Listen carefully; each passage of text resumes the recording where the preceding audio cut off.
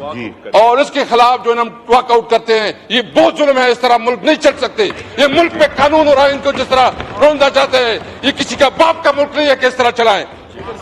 یہ بہت افسوس کی بات ہے کہ لیڈر آف دا اپوزیشن آج سرگودا ATC عدالت میں اپنی عدالت میں پیشی کے لیے ان کو عدالت کے سامنے روکا گیا، اور 4 اور بھی MNAs ہیں اس کے ساتھ. صبح 7:30 بجے عمر ایوب صاحب اپنی 4 MNAs کے ساتھ ادھر موجود تھی. میں صرف پوچھنا چاہتا ہوں کہ کیا پنجاب میں کوئی مارشل لا ہے؟ کیا وہاں کوئی پولیس اسٹیٹ ہے؟ کیا کوئی قانون اور آئین ہے؟ میں پوچھنا چاہتا ہوں جناب اسپیکر، کل جو ہماری کنونشن ہوئی ہے، کیا کوئی وہ غیر قانونی کنونشنز تھی؟ مطلب ایک 4 دیواری کے اندر کنونشن کرے، اس کے اوپر پرچے، بلوچستان میں ہمارے لوگوں کو پرچے، اور ہماری لیڈر آف دا اپوزیشن اگر جائے اس کو عدالت میں نہ جانے دے.